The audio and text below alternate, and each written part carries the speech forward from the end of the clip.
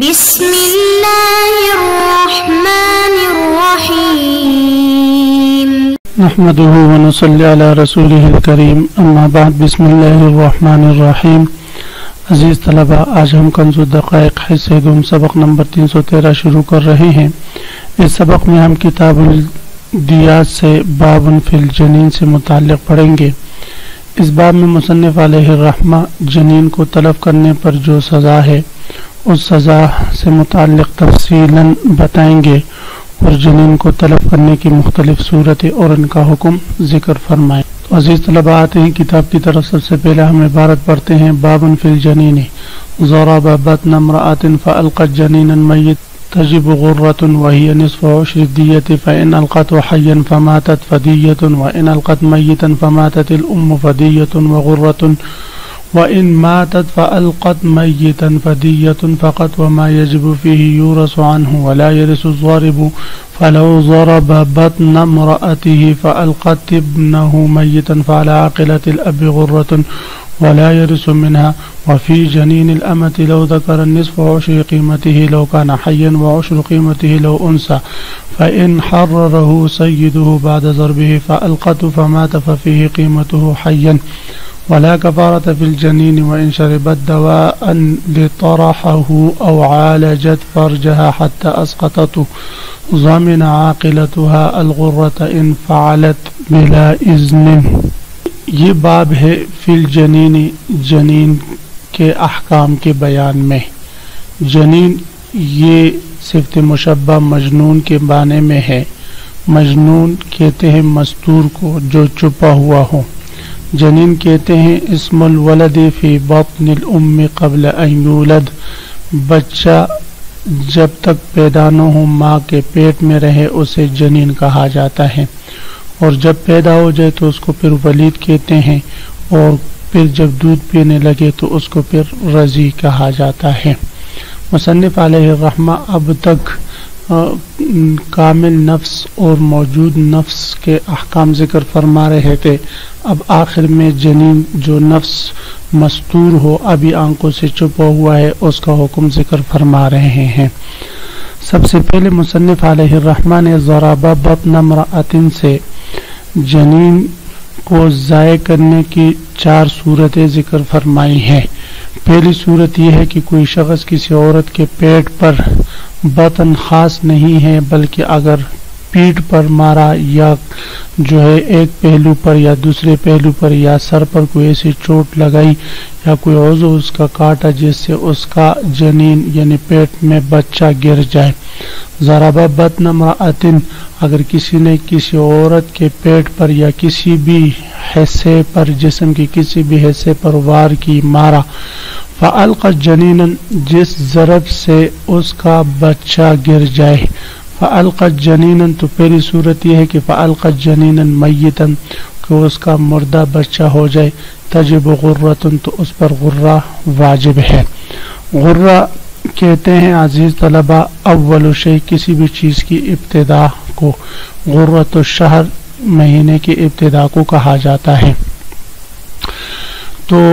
غرہ سے مراد یہاں پر نصف عشر دیت ہے، یعنی مرد کی جو دیت ہے 1 لاکھ، تو اس کا عشر 10,000 ہے، تو 10,000 کا جو نصف ہے یہ 5,000، یہ 5 نصف عشر دیت کہلاتا ہے۔ اور پھر اگر عورت کی دیت کے اعتبار کرے تو چونکہ وہ 50,000 ہے تو عورت کی دیت میں غرہ کی مقدار عشری دیت ہوگی، عشری دیت، اس لیے کہ عورت کی دیت میں سے عشری دیت اور مرد کی دیت میں سے نصف عشری دیت دونوں برابر ہوتے ہیں۔ تو بہرحال غرہ سے مراد نصف عشر دیت، اور دیت کی عشر کا نصف ہے، یعنی 5 اونٹ یا 500 درہم وغیرہ ذالک۔ تو اب اگر کسی نے جنین کو ضائع کیا، ماں کو مار کر ماں نے مردہ بچہ جنا، تو اس میں غرہ واجب ہے۔ دیت کی اس تاوان کو غرہ اس لیے کہتے ہیں کہ یہ اس تاوان کا سب سے ابتدائی حصہ ہے، دیت کا ابتدائی حصہ ہے۔ تو مصنف علیہ الرحمہ فرماتے ہیں وہی نصف عشر دیت، غرہ واجب ہوگا، اور غرہ وہ دیت کے عشر کا نصف ہے، یہ پہلی صورت تھی. دوسری صورت فَإِنْ أَلْقَتْهُ حَيًّا فَمَاتَ فَدِيَّةٌ، اگر اس عورت نے بچہ جنا زندہ، یعنی مارنے کے بعد فوراً اس کا بچہ ہو جائے زندہ مارنے کی وجہ سے، فماتا، اور پھر زندہ رہنے کے کچھ مدت بعد، کچھ وقت بعد وہ بچہ فوت ہو جائے، فدیتن، تو اس صورت میں پھر زارے پر کامل دیت واجب ہوگی. فدیتن ای تجب دیتن کاملتن، کامل دیت واجب ہوگی. وجہ یہ ہے کہ جب اس جنین نے زندگی پالی تو اب یہ کامل نفس بنا، لہذا دیت بھی کامل ہوگی. وَإِنْ أَلْقَتْ مَيِّتًا، یہ تیسری صورت ہے، اگر عورت نے مردہ بچہ جنا، فَمَاتَتِ الْأُمُّ، اور پھر اس کے بعد اس کی ماں مر گئی، فَدِيَّةٌ وَغُرَّةٌ، تو مردہ بچے کے بدلے میں زارے پر دیت غرہ لازم ہوگی، اور ماں کے مرنے کی وجہ سے اس پر دیت لازم ہوگی، تو دیت اور غرہ دونوں اس پر لازم ہوں گے. وَإِن مَاتَتْ فَأَلْقَتْ مَيِّتًا فَدِيَّةٌ فَقَطْ، یہ چوتھی صورت ہے کہ وہ عورت پہلی مر گئی اور بعد میں اس سے مردہ بچہ ہوا، تو اس صورت میں صرف دیت واجب ہوگی اور غرہ واجب نہ ہوگا. دونوں میں تیسری اور چوتھی صورت میں فرق یہ ہے کہ تیسری صورت میں عورت نے پہلے مردہ بچہ جنا ہے تو معلوم ہوا کہ اس بچے کے مرنے کا سبب ضارب کا ضرب ہے، اور پھر بعد میں خود مری ہے تو اس کے مرنے کا سبب بھی ضارب کا ضرب ہے. چوتھی صورت میں بچہ بعد میں جو ہے اس کا مردہ ہونے کا پتہ چلتا ہے، مردہ بچہ بعد میں وہ جنتی ہے، تو ہو سکتا ہے کہ اس عورت کے خود مرنے کی وجہ سے، اس کے سانس کے بند ہونے کی وجہ سے بچے کا سانس بھی پیٹ میں بند ہو گیا ہو اور وہ اس کا مرنا خود سبب بن گیا ہو، تو اس لیے فرماتے اس اشتباہ کی وجہ سے ہم زارے پر غرہ نہیں صرف دیت لازم کریں گے. وَإِن مَاتَتْ فَأَلْقَتْ مَيِّتًا فَدِيَّةٌ فَقَطْ وَمَا يَجِبُ فِيهِ يُورَثُ عَنْهُ. اب یہاں سے مصنف علیہ الرحمہ غرہ کا حکم ذکر فرما رہے کہ غرہ اس جنین کے اموال طریقہ میں سے ہوگا، مالی میراث میں سے ہوگا، لہذا جو چیز بصورت غرہ کی واجب ہوگی یورث عنہ، تو اس میں میراث چلے گی اور وہ جنین کے ورثہ کو دیا جائے گا. ولا یرث الضارب، لیکن اگر جنین کے ورثہ میں ضارب بھی ہے تو ضارب اس سے وارث نہیں بنے گا، اس لیے کہ قاتل مقتول کا وارث نہیں بنتا.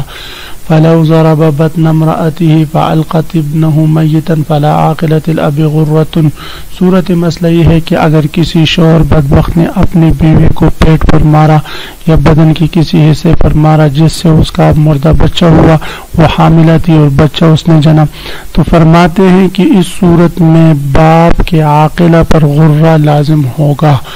اور باپ اس غرہ کا وارث نہیں ہوگا.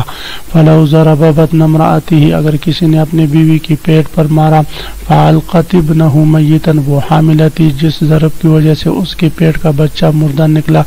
فعلی عاقلۃ الاب، تو باپ کے عاقلہ پر یعنی مارنے والے پر غرہ ہے، یعنی مارنے والے کے عاقلہ پر غرہ لازم ہے. ولا یرث منہا، اور یہ باپ اس غرہ کا وارث نہیں ہوگا. وفی جنین الامت لو ذکر نصف عشر قیمته لو کان حیا وعشر قیمته لو انثى. صورت مسئلہ یہ ہے کہ اگر کسی نے باندی پر وار کی اور باندی نے مردہ بچہ جنا، تو اب ہم دیکھیں گے کہ وہ بچہ مذکر ہے یا مؤنث ہے. اگر مذکر ہو تو نصف عشر قیمت، اس جنین کی قیمت کے عشر کا نصف لازم ہوگا، اور اگر وہ مؤنث ہے تو پھر اس کی قیمت کا عشر لازم ہوگا. یہاں پر عزیز طلبہ انثیٰ کو مذکر پر ترجیح دی جائے گی قیمت کے لحاظ سے، یعنی مذکر کی قیمت کے عشر کا نصف اور مؤنث ہے تو اس کی قیمت کا کامل عشر لازم ہوتا ہے. وفی جنین الامت اور باندی کی جنین میں لو ذکرن اگر وہ مذکر ہو نصف عشر قیمتی ہی تو اس جنین کی قیمت کے عشر کا نصف ہے، لو کان حیًا اگر وہ زندہ ہو پھر فوت ہوا ہو، وعشر قیمتی لو انثى اور اس کی قیمت کا عشر ہے لو انثى اگر وہ مؤنث ہو، فإن حرره سیدہ بعد ضربہ صورت مسئلہ یہ ہے کہ ضارب نے اما کو باندی کو مارنے کے بعد آقا نے اس کے پیٹ میں جو بچہ ہے کہا میں نے یہ آزاد کر دیا، اس کے بعد آزادی کے بعد یعنی مارنے کے بعد آزادی کا فعل ہوا، آزادی کے بعد اس باندی نے بچہ جنا اور وہ بچہ فوت ہو چکا۔ اب یہاں پر اگر ہم وقت ضرب کا لحاظ رکھیں تو اس جنین کی قیمت کا نصف عشر لازم ہونا چاہیے، اور اگر ہم وقت ولادت کا اعتبار کریں تو اس وقت وہ حر ہے، لہذا اس میں دیت واجب ہونا چاہیے۔ تو عزیز طلبہ یہاں پر ضابطہ یاد رکھیں کہ اعتبار جو ہوتا ہے وہ ضرب کی حالت کا ہوتا ہے، ان المعتبر فی الجنین حال الضرب، ضرب کی حالت کا اعتبار ہوتا ہے، اور ضرب کی حالت میں وہ جنین غلام تھا لہذا اس کی قیمت کا عشر لازم ہوگا۔ یہ فرما رہے فإن حررہ اگر جنین کو آزاد کر دیا سیدو اس کی سید نے آقا نے بعد ضربہ ضارب کے اس کی ماں کو پیٹ پر مارنے کے بعد فالقتو پھر اس کی ماں نے بچہ جنا فماتا اور وہ جنین فوت ہو گیا، ففی قیمتہ تو اس جنین کی قیمت لازم ہوگی حیًا اگر یہ زندہ ہو، یعنی اس کی زندگی میں جو اس کی قیمت ہے وہ کامل قیمت اس پر لازم ہوگی۔ ولا کفارۃ فی الجنین، اب یہاں سے مصنف علیہ الرحمہ ضارب پر کفارہ لازم آتا ہے یا نہیں، تو فرماتے ہیں کہ ضارب پر جو ہے کفارہ لازم نہیں ہوگا ہمارے ہاں، بلکہ استحباباً کفارہ ادا کر سکتا ہے۔ وجہ یہ ہے کہ کفارہ میں یہاں شبہ ہے اور شبہ خطا ہے، اور شبہ خطا میں کفارہ نہیں، ولا کفارۃ فی الجنین اور جنین میں کفارہ ضارب پر لازم نہیں ہے۔ وَإِن شَرِبَتْ دَوَاءً لِطَرَحَهُ، یہاں سے مصنف علیہ الرحمہ یہ مسئلہ بیان فرما رہے ہیں کہ اگر کوئی عورت کوئی بیوی شوہر کی اجازت کے بغیر حمل کو گرانے کے لیے دوائی پیتی ہے یا کوئی علاج وغیرہ کر لیتی ہے، کوئی کیپسول وغیرہ جائے مخصوص میں رکھ دیتی ہے تو اور اس سے اس کا بچہ ساقط ہو جائے، اسقاط حمل ہو جائے، تو اس صورت میں اس حمل کا ذمہ اس پر آئے گا یا نہیں، تو فرماتے اس عورت کے عاقلہ پر اس حمل کا ذمہ آئے گا اور وہ جو ہے اس کی عاقلہ جو ہے اس حمل کی ضامن ہوں گی اور غرہ ان پر لازم آئے گا۔ لیکن یہ اس صورت میں ہے کہ جب اس نے یہ اسقاط حمل شوہر کی اجازت کے بغیر کیا، اگر شوہر کی اجازت سے کیا ہے تو پھر ان پر کچھ بھی لازم نہیں ہوگا۔ وہیں شربت دوا اگر عورت نے دوائی پی لے طرحہ تاکہ وہ اس بچے کو پھینک کے قصدن او عالجت فرجہ یا اپنے شرمگاہ کی علاج کیا حتی اسقطت یہاں تک کہ بچے کو گرا دیا، ضامن عاقلتها الغرہ تو اس کی عاقلہ ضامن ہوگی غرہ کا، ان فعلت بلا اذن اگر اس نے یہ کام شوہر کی اجازت کے بغیر کیا ہو، اگر شوہر کی اجازت سے کیا ہو فلا شیء علیہ تو اس صورت میں اس پر کچھ بھی لازم نہیں ہوگا۔ عزیز طلبہ اسی کے ساتھ آج کے سبق کا اختتام ہوا۔ آج کے سبق کا خلاصہ یہ ہوا کہ ہم نے بابن فی الجنین شروع کی، جنین کہتے اس بچے کو جو ماں کے پیٹ میں ہو، اس کو مارنے اور قتل کرنے کی مختلف صورت اور ان کے احکام ہم نے